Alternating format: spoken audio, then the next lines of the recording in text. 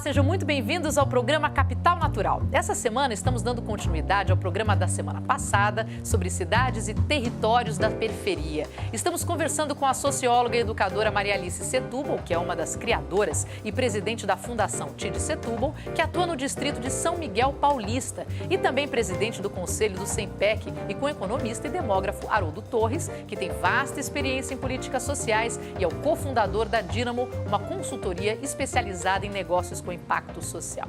Bom, a gente fala, né, que é nas grandes cidades que nós temos aí muito onde se resolver e iniciativas que podem ajudar a melhorar toda a nossa convivência e o próximo futuro do planeta. Mas é nas periferias que nós encontramos toda uma fricção, um interesse, uma energia, grandes soluções, até porque topam muito mais com os problemas. Queria que vocês falassem um pouquinho disso, da importância da periferia para toda essa mudança necessária que nós necessitamos. É terrível, mas vocês me entenderam.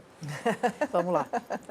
Eu acho que assim, bom, as grandes cidades é onde está toda a maioria da população no mundo hoje, né? Então, acho que as grandes cidades têm uma energia muito grande. Cidades como São Paulo e as capitais do Brasil em geral, elas têm uma diversidade e uma desigualdade muito grande. Gigantesca.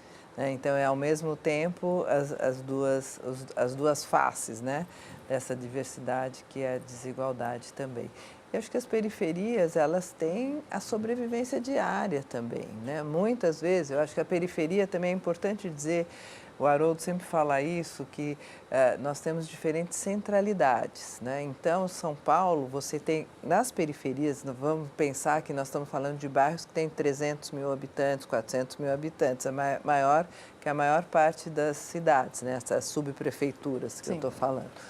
E nessas subprefeituras você vai ter uma centralidade que é uma centralidade de classe média, muito boa, com vários equipamentos públicos, com um comércio muito bom. E aí você vai se afastando dessa centralidade daquele bairro de periferia e você vai tendo novas centralidades, né? Então, você tem uma diversidade também dentro dessas periferias. E aí, na periferia da periferia, você tem população que vive um risco diário, uma insegurança diária. E daí a necessidade de ter soluções muito criativas para a própria sobrevivência mesmo, né? Então, eu acho que é admirável a gente ver histórias de pessoas, principalmente assim, as mulheres, né? Guerreiras, que muitas vezes são arrimo de família ou que já sofreram muita violência doméstica, às vezes a história lá da família, do pai, enfim, todo aquele problema, e que estão lá batalhando com os filhos, fazendo um esforço enorme com os filhos, apostando na educação, conseguindo fazer com que aqueles seus filhos vão para a escola, conseguindo ler para os seus filhos, assistir programas de televisão. Você tem histórias muito bonitas, então acho que assim, e toda essa parte que a gente conversa, que é sobre a questão da cultura também, né? A importância da cultura e a efervescência que tem todo esse lado cultural nas periferias. Então, acho que a gente tem uma invisibilidade das periferias, especialmente quando a gente pensa as políticas públicas que precisariam ter um impacto maior de educação, de qualidade, de saúde, de saneamento básico e da questão da violência, mas você tem, outro lado, uma efervescência de uma cultura da periferia, hip hop, funk especialmente, mas outras modalidades também, que está vindo para o centro, né? Então, sim. Você tem esse movimento hoje. E um empreendedorismo muito grande, não, Haroldo? É isso que eu ia mencionar. Eu acho que a gente sempre fala da periferia no negativo, do que não tem, do que falta, do problema. E a questão de positivar coisas importantes, seja o empreendedorismo social, então de grupos, né, e organizações sociais que estão desenvolvendo coisas importantes, mas também de empreendedores locais. Eu acho que existe uma energia importante. Eu acho que tem vários empreendedores que lutam e com muito pouco apoio. Então, se a gente conseguir identificar esses personagens, capacitá-los, trazer recursos, eu acho que você tem uma potência aí do ponto de vista de produção e desenvolvimento local, que é muito forte, muito significativa. E é muito diferente daquela ideia de uma política pública, vamos colocar uma indústria lá na Zona Leste. Uma indústria não quer ir para a Zona Leste, ela quer ir para o interior do Nordeste, onde paga menos impostos, Sim. ou quer ir para Campinas, onde tem... Então assim, ela não vai mais para esse tipo de região. Sim. Mas ali tem já, sim, uma potência econômica local que pode ser provocada, que pode ser estimulada e que pode ter conexões com organizações sociais, com o poder público. E quanto mais conexões, mais forte esse tecido social e econômico dessa localidade. Você então, pode me ajudar no sentido de visualizar um caso? Então, por exemplo, dando conta do empreendedor do tipo tal, o que favoreceria se ele tivesse alguma coisa de política pública? E eu queria muito citar essa questão do assistencialismo, né? Porque é visto muitas vezes como um apoio, como um programa social que vá facilitar, ajudar, bancar, reduzir o custo, não sei o que, como um assistencialismo onde a pessoa vai ficar mamando na teta do governo, que é um termo muito comum e que sim acontece, é fato. Mas, assim, queria entender no seu olhar o que seria interessante num caso, por exemplo. Microcrédito, por exemplo. Então, você pensa o pipoqueiro, o dogueiro, o pequeno comerciante, o pequeno pizzaiolo, todos esses empreendedores precisam do chamado capital de giro, que é dinheiro para gerar o seu negócio. Tá. Se você for hoje em dia na porta de um atacarejo, um atacado grande desses, tipo atacadão, tenda, etc., você vai ver empreendedores pagando todo dia, ou a cada 5 dias, 4, 5 mil reais, porque são pessoas que não têm conta bancária, não têm crédito, mas estão produzindo, estão fazendo coisas importantes. Então, se a gente conseguir formalizar esses caras, dar crédito para eles vão ser empreendedores melhores, eles vão estar empregando outras pessoas e vão estar, eventualmente, crescendo seus negócios, se desenvolvendo. Eu não estou falando aqui de doação, eu estou falando aqui de empoderamento, de fortalecimento dessa potência que existe aí, com conhecimento, né, com informação sobre gestão de negócios, com capital de giro. Mesmo organizações como o Sebrae têm muita dificuldade de falar com esse perfil, né? Não tem a linguagem, não sabe entender bem esse microempreendedor, né? Então, esse segmento é um segmento que é muito pouco olhado no Brasil e ele é muito forte, muito importante nas periferias. Então, desculpa, que a regularização de alguns tipos de negócios que são tão pequenos me deixam, às vezes, tão envergonhada, porque uma senhorinha, outro dia, na Avenida Paulista, gravando matéria, vendendo pano de prato. Ela, na forma com que estava ali, ela estava ali ilegal. Até a polícia fica constrangida quando tem que fazer aquela limpa ali de pessoas que estão vendendo coisas que não deveriam vender, enfim, piratas e tudo mais, é uma situação. Mas ela está inserida nesse meio, ela está vendendo pano de prato que ela faz em casa. Quer dizer, ela é uma microempreendedora, ou ela está fazendo um negocinho dela, um abatimento, de repente, enfim, o que... Tem o microempreendedor individual hoje em dia, tem essa categoria, né? Mas que sempre dá a impressão que é uma forma de recolhimento de imposto e não de apoio ao desenvolvimento dessa pessoa. É isso que eu ia falar, perfeito, Marina, é exatamente isso. Eu acho que um pouco o Haroldo falou é que não é só a questão legal, é importantíssima a questão legal, precisa dar essas condições, mas ele precisa desse apoio, de formação e como ele falou, quer dizer, nem o Sebrae, é difícil o Sebrae chegar lá na ponta, então precisa ter organizações que pensem nessa formação, no plano de negócio, como a Haroldo falou. Então, existe toda uma formação mesmo para que esse empreendedor consiga deslanchar e consiga entrar no sistema formal, né? Agora, a minha experiência, eu não tenho tanta experiência com empreendedor como o Haroldo tem, mas assim, eu me surpreendi muito a primeira vez que, no caso específico com a Fundação, nós começamos a apoiar alguns empreendedores, porque estavam acostumados com ONGs e ONGs locais, que têm uma posição, mesmo que sejam guerreiros e tal, mas é uma posição mais de esperar chegar à política, de esperar. E o empreendedor, ele faz o movimento ao contrário, né? O empreendedor mesmo, aquele que tem essa vocação, ele vai atrás. Então, eu acho que venham a mim e o outro eu vou atrás. Eu vou atrás. É super bonito isso, esse movimento. Eu aprendi com isso. Haroldo, guarda o seu pensamento um segundo, porque a gente faz aquele intervalinho rápido e volta. Fica aí.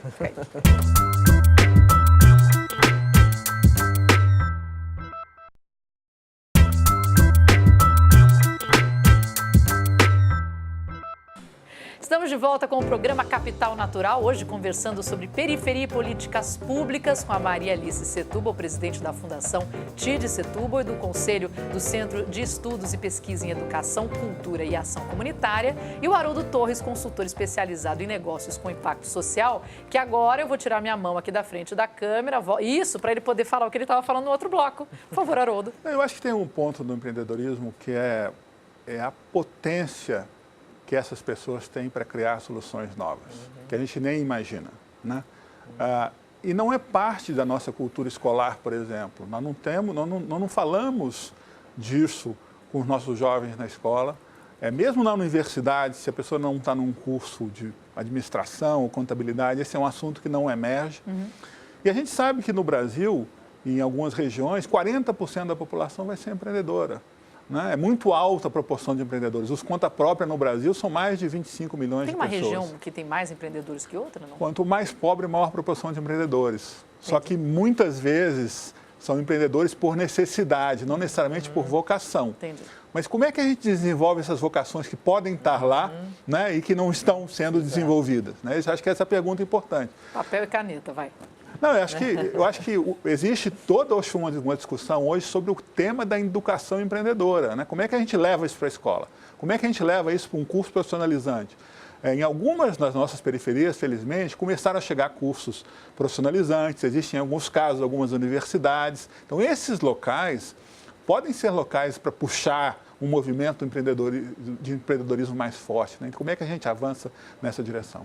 Acho interessante falar isso porque no SEMPEC, fazendo uma pesquisa com o ensino médio, em várias regiões do Brasil, algumas escolas que estão com políticas de educação integral, escola de tempo integral no ensino médio, elas têm uma das suas disciplinas o empreendedorismo. E os alunos gostam muito Uma disso. sensação de liberdade, de posso fazer. Muito, entendeu? Porque eu acho que a gente vive hoje, né, e eu só gostaria de fazer uma ponte aqui com os jovens, que essa necessidade de autoria, essa necessidade de ter voz, é uma coisa muito da sociedade contemporânea. Enfim, todas as manifestações estão aí, né?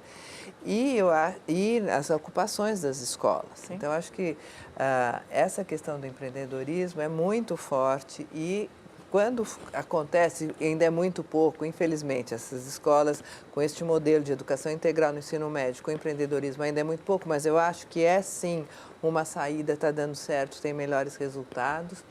E outro ponto ainda que eu queria fazer uma ponte aqui, que me veio agora, que eu acho interessante, é que os jovens, com as ocupações, por isso que eu me lembrei, eles estão querendo muito discutir política dentro da escola, né? Então, assim, eu acho que trazer, porque o que é o empreendedorismo? É aquilo que está no mundo, por isso que eles querem, ao mesmo tempo como a política também. Eles estão querendo discutir política dentro da escola, eles estão querendo entender como é que funciona o legislativo, o executivo, o judiciário, o que é isso, o que é Câmara de Vereadores. Isso nunca passou nem perto, nem no... Estamos começando a melhorar ali, a alienação. Fora da escola, ali. Então, nós estamos começando e eles estão querendo entender isso, eles estão com essas propostas, né? E eu acho que isso é muito importante. E vai obrigar a escola, que a gente sabe, a escola é fechada, então ela está sendo obrigada a se abrir e isso vai ser muito bom. Porque isso é um constante nos jovens de periferias, de locais muito distantes, porque o Brasil é tão plural, tão gigantesco, tão enorme e tão diferente nas suas culturas, mas tratando de periferia, de grande cidade, são movimentos muito parecidos, a gente encontra isso por todo o país? Eu acho que... O Aldolfo fez até uma pesquisa, acho que sobre juventudes, outras também, tem várias, mas assim, tanto que o termo hoje é usado juventudes, né? Porque são várias juventudes. Né? Você vai encontrar essas juventudes que estão muito coladas em coletivos culturais, em saraus, em hip hop, funk, em ONGs, em projetos, empreendedorismo, startups, enfim, você tem... esses jovens, né, tem uma pesquisa que fala dos jovens ponte, que são esses jovens que estão muito mais ligados, articulados, que têm as suas diferenças de classe social, mas que têm essa mobilidade, essa possibilidade pela cidade e de estar em diferentes movimentos e diferentes atividades. E você tem também você tem um forte grupo de jovens que estão ligados com religião, né? Então, a atividade está dentro das igrejas, você tem os jovens que ainda estão completamente fora desse mercado todo, de tudo isso que a gente está falando, né, Haroldo? Haroldo, nesse sentido eu política... acho que desculpe. Imagina. Eu acho que tem, sim, essa diversidade, mas tem um fenômeno novo que é a internet, que é uma você leu meu coisa pensamento. que Eu ia perguntar isso. conecta de uma forma Perfeito. diferente Sim. e traz um conjunto de informações e de diálogo que não existia antes. Né?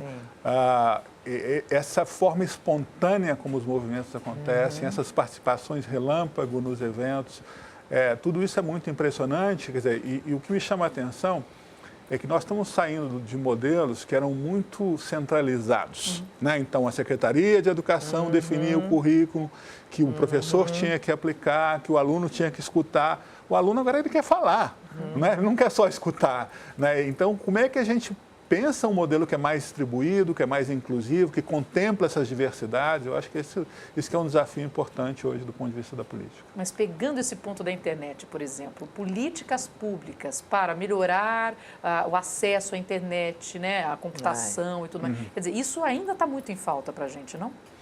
Isso na escola é um problema seríssimo. Né? Eu acho que a questão de lutar por banda larga e Wi-Fi nas escolas, eu acho que é um ponto de primeira necessidade exatamente para ampliar o acesso e permitir que essas novas tecnologias cheguem de verdade, inclusive para aquele extremamente pobre que não tem um celular ainda ou que não tem computador em casa, que existe esse grupo populacional também.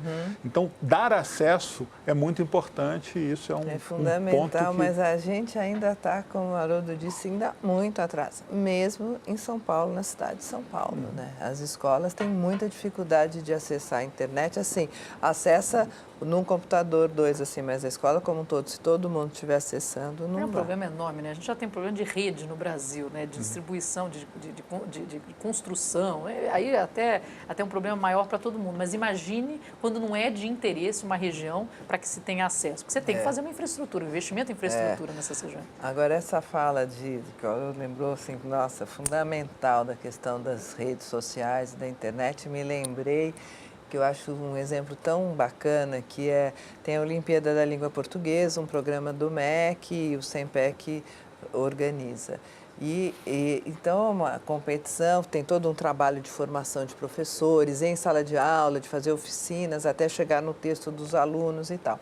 E são vários gêneros, tem crônica, poesia, reportagem e tal. Mas o que eu quero contar, que eu acho bacana, é que espontaneamente dos jovens, e porque tem internet, eles criaram um blog de crônicas, se não me engano chama Cronicanto, que tem até hoje... Cronicanto, que tem até hoje, os jovens do Brasil, porque tem a internet, se conectaram, se conheceram na Olimpíada, porque tem uma mobilização, os finalistas chegam juntos e tal, das diferentes regiões do Brasil, e eles criaram esse blog e eles alimentam, já deve ter uns 2 ou 3 anos ou mais esse blog de escrever crônicas. Olha que bacana, que é uma coisa assim, que eles, espontâneo deles, essa necessidade de falar, de ser autor, eles querem ter voz. Né? O jovem sempre quis, né? Mas eu acho que agora tem mais possibilidade de fazer isso, né? Até a comunicação com a mídia, né? Estamos aqui fazendo isso. Antes você não ouvia o telespectador, o internauta. Hoje ele fala com você o tempo todo. E ai de você fazer coisa errada. Espero que a gente não esteja fazendo. Vamos para o último bloco, a gente volta já já.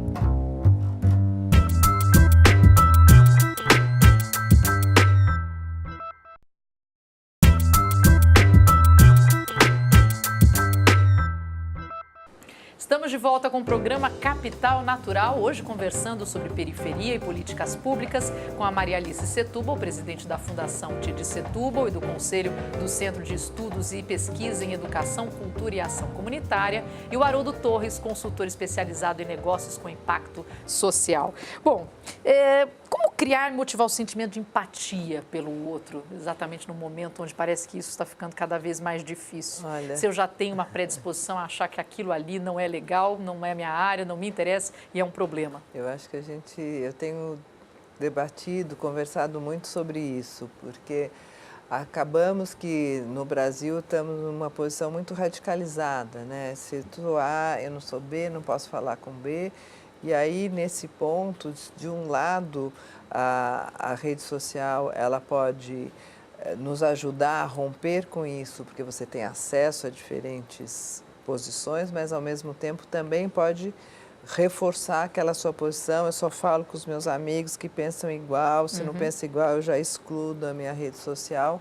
Então, acho que esse é um grande tema do que nós estamos vivendo, não é só no Brasil, mas no Brasil com certeza, mas vejo nos Estados Unidos, na Europa, com os refugiados, acho que é um tema da nossa contemporaneidade.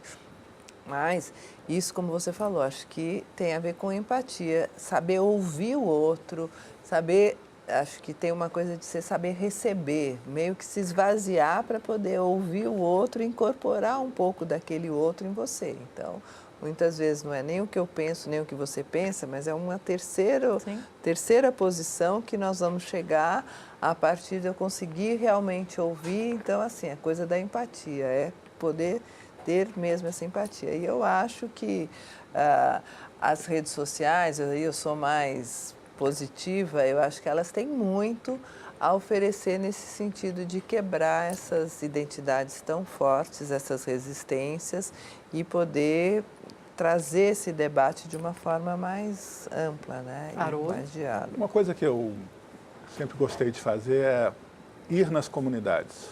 Eu acho que a gente aprende muito, a gente quebra os nossos preconceitos, né?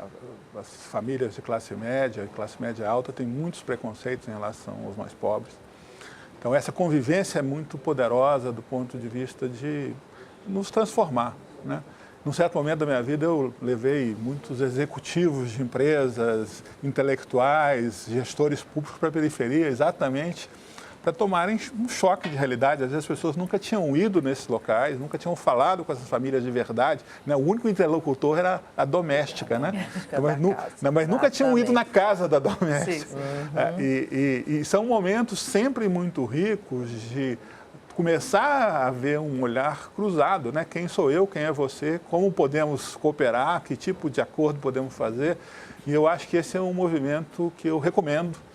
Quem puder fazer, eu acho que vai ganhar muito com isso. Eu acho que mas aí vale eu te pergunto de novo, Haroldo, tadinho, eu te coloco só em fria para me dar um exemplo claro. Mas vamos supor, a pessoa está assistindo em casa e fala, mas tá bom, vou baixar na periferia para fazer o quê?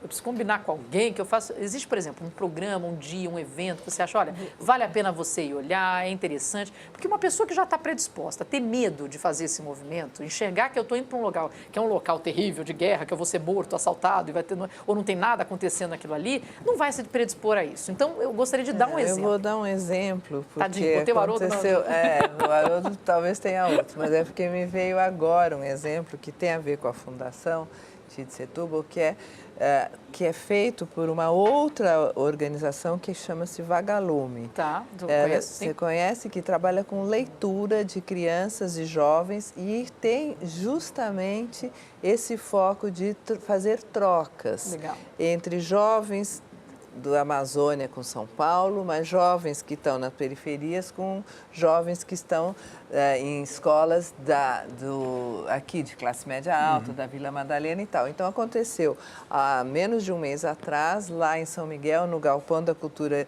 de Cidadania, que é numa região bastante pobre de São Miguel, de alta vulnerabilidade social, onde alunos que são de escolas Veracruz e outras escolas, Equipe, enfim, escolas aqui da região oeste de São Paulo, que foram lá no Galpão conhecer as escolas lá, os jovens que atuam lá junto com a Fundação em vários projetos, e esses jovens também já vieram aqui nas escolas, nessas escolas aqui do Oeste. São pequenos intercâmbios. Intercâmbios, mas que eles adoraram. Você precisa ver o relato escrito, porque foram os próprios jovens lá de São Miguel que apresentaram os programas para essas crianças. E eu fiquei sabendo por mães de amigas que tinham, olha, meu filho foi lá no lugar, aí ele me contou. Eu falei, não, mas isso é lá, do Jardim La Pena, com a Neca e tal, conheceram. E alguns pais foram juntos, que essas duas mães que por acaso eu conheci não tinham ido junto com os filhos. Mas alguns pais foram juntos e foi assim, maravilhoso. E a troca, ao contrário, também. Quer dizer, isso é um pequenininho. Mas é um bom caminho. Eu falo que realmente a pessoa que assiste pode falar assim, bom, tá, mas como é que eu corro, né? Como é que eu faço? Voluntariado, né? O voluntariado é isso. Então, ser voluntário em alguma ação social é muito bacana. Tem uma outra organização que eu conheço que leva jovens para construir casas em favelas. Sim. É muito interessante, eles passam um dia construindo uma casa de madeira, mas é muito bacana. E é um choque de realidade. Teto. Aquele projeto é lindo. É bacana. E o jovem sai transformado da experiência. Alguns são muito impactados por isso. E isso é muito relevante porque você começa a construir um olhar de cidade, né? De gente que convive na mesma cidade, que entende os problemas que estão presentes, estão querendo conversar. Isso é muito rico. E o jovem é mais aberto a isso, né? Eu acho que sim, mas eu acho que hoje existe redes de voluntários de diferentes grupos, gente tentando ajudar, e isso é muito importante. Eu acho que tem algumas organizações, estou lembrando da UASES também, quer dizer, eu acho que é isso. Tem organizações que estão fazendo essas pontes e eu acredito que a gente só vai conseguir avançar com esse diálogo, porque não dá para você excluir grupos tão importantes da cidade, achando que o diálogo é só com seus amigos, né? Sim. Que acaba acontecendo. Essa conversa foi muito gostosa. Obrigada por tudo que vocês falaram. Bom, é o seguinte, o programa dessa semana fica por aqui, mas fizemos 2. Perdeu, vá na internet, acesse tudo, veja. Agradeço a presença dos nossos 2 convidados, a socióloga e educadora Maria Alice Setúbal, presidente da Fundação TID Setúbal e do Conselho do Centro de Estudos e Pesquisa em Educação, Cultura e Ação Comunitária, e o Haroldo Torres, consultor especializado em negócios com impacto social. E eu convido você a fazer parte da nossa rede. Acesse a nossa página no Facebook. Eu sou a Marina Machado e até a próxima.